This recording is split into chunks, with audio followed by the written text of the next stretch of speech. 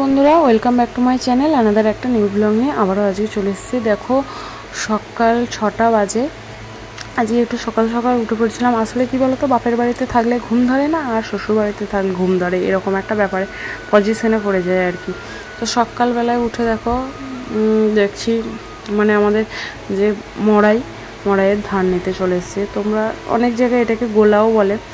তো দেখো আজকে ধানগুলো মানে বিক্রি করে দেওয়া হবে, সেই জন্যই আমি তোমাদের সাথে এটাকে শেয়ার করলাম কিভাবে মড়াইটাকে খোলা হয়, কি করা হয়, কিভাবে ধানটা নেওয়া হয়, সেটাই আমি তোমাদের সাথে একটু শেয়ার করব বলে কিছু কিছু ক্লিপস আমি নিয়েছিলাম। আর আমার মা দেখো এইদিকে দুনিয়ার পর্দাগুলোকে এইভাবে টাঙিয়ে দিচ্ছিলো, যাতে ঘরের ভেতরে ধুলোটা, এই যে ধানটা নেবে ওর মধ্যে তো প্রচুর ধুলো, সেই জন্য ধুলোটা যাতে না ঘরের মধ্যে এবারে ভর্তি হয়ে যায়, সেই জন্য এই পর্দাগুলোকে টাঙিয়ে দিচ্ছিলো। আর আমি এইদিকে ছোটো ছোটো আলুগুলোকে প্রথমে আলু ভাজার জন্য একটু কেটে দিলাম।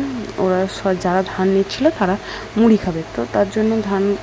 আর এইদিকে দেখো ধান নিচ্ছে, দেখো মড়াইটার ওই যে মাঝখানে একটু ফুটো করে নিয়েছে, সেটা দিয়ে একটা আটকে তার মধ্যে থেকে দেখো এইভাবে ধান বার করে নিচ্ছে। তো ওইভাবে ওইদিকে ধান নেওয়া হচ্ছে। আর এইদিকে দেখো ছেলেগুলো আম নিয়ে চলে এসেছে।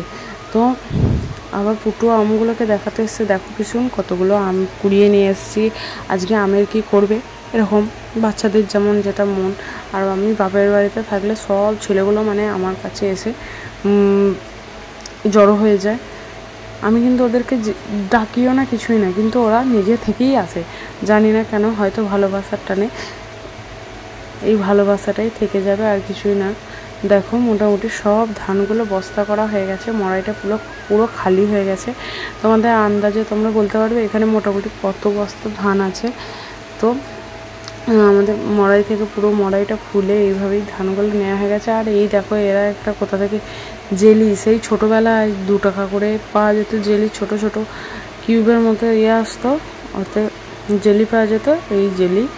তো এখানে এখন 5 টাকা দাম হয়ে গেছে। ওইটাই কিনে এনেছে আমার ভাইজিটা, দিয়ে এনে খাচ্ছে। একটা বুনিকে দিয়েছে আর একটা ও খাচ্ছে। আর ও এখন বসে বসে দেখছে পুটু, ওকে দেয়া হয়নি, ও এখন ভাবছে ওকে কখন দেয়া হবে, ভ্যা করে ভেবাচ্ছে এখন, ওকে দেয়া হচ্ছে না। তবুও এই দেখো ও হাঁ করেই আছে, ও কিন্তু ওকে দেয়া হচ্ছে না। বাচ্চা ছেলে তো, যতই হোক কেউ কিছু খেলে একটু চোখের সামনে কিছু খেলে ওদের একটু হয়।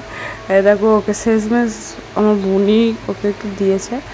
আর এইদিকে মা দেখো সবার জন্য মুড়ি রেডি করে একবারে রেখে দিচ্ছে। আর এদিকে বুনি রান্না করছে, ঘুগনি হচ্ছিলো আমাদের জন্য, দিয়ে একটু ঘুগনি রান্না হচ্ছিলো। ওই করে সব রান্না, ও মোটামুটি সবেতেই এক্সপার্ট আর কি, পড়াশোনা রান্না বান্না সবেতেই। আমি তো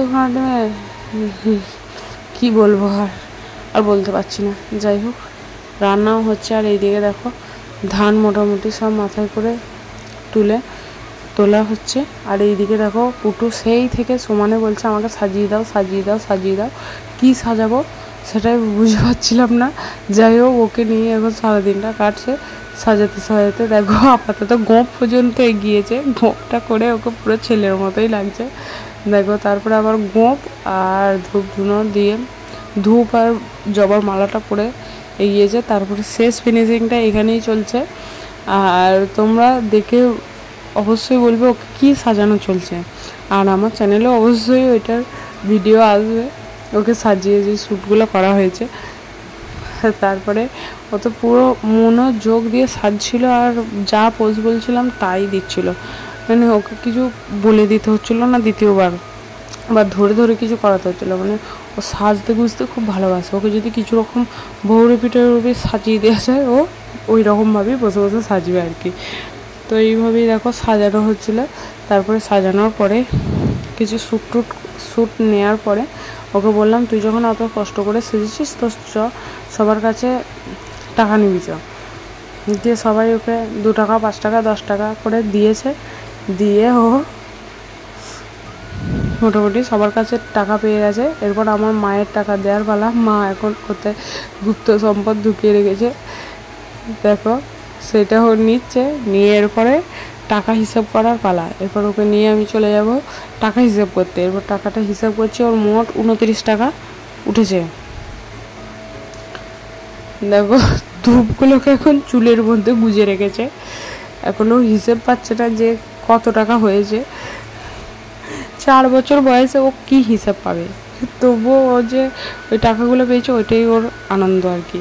তারপরে এদিকে দেখো মড়াই টড়াই সব লোকেই বেঁধে দিয়ে চলে গেছে, আর এইদিকে মা পুরো ঝাঁটটা দিয়ে সবটা ধুচ্ছে আর কি, নাহলে তো নোংরা হয়ে আছে। পরিষ্কার পরিচ্ছন্ন না করলে ওই ধুলোগুলো আবার বিছানার মধ্যে হবে, নোংরা হবে, সেই জন্য মা সব পরিষ্কার করে নিচ্ছে। আর আমাদের মানে গ্রাম বাংলাতে এরকমভাবেই দেখো ধান টান নেওয়া হয় আর কি। আর এইভাবেই আমাদের তো এইভাবেই পরিষ্কার করে। তারপরে মা এদিকে পরিষ্কার করছিল, আমি একটু স্নান টান করে দেখো এইসব নিয়ে বেরিয়ে পড়েছিলাম। দেখছি সেজন্য একটা নীল ড্রাম নিয়ে চলে এসেছে কোথা থেকে, কি করবে কি জানি, ও তো জানে না যে নীল ড্রামের কি রহস্য। যাই হোক ও নিয়ে চলে এসছে, আর আমি এদিকে দেখো রোদে রোদে বেরিয়ে পড়েছি। ব্যাংকে গিয়ে দেখছি এই লাইন, বাপরে লক্ষ্মী ভাণ্ডারের ভিড়, আর আমি তো এখনো লক্ষ্মী হতে পারলাম না। তা করতে করতে দেখো সন্ধে হয়ে গেল, সন্ধে থেকে রাত গড়িয়ে গেল। আমরা ডিনার এখন চাউমিন খেতে বসেছি, আর চাউমিন খেতে খেতে আজকের ভিডিওটা এখানেই শেষ করছি। আমার মাতাশ্রী হলো গিয়ে ক্যামেরার সামনে আসবে না বলছিল, কিন্তু আমি জোর করে ক্যামেরা হলো গিয়ে মাকে তুলে দিয়েছি, মায়ের ছবি তুলেছি আর কি। যাই হোক, কেমন লাগলো অবশ্যই কমেন্টে জানাবে, আর চ্যানেলটাকে সাবস্ক্রাইব করে পাশে থাকবে। Thank you.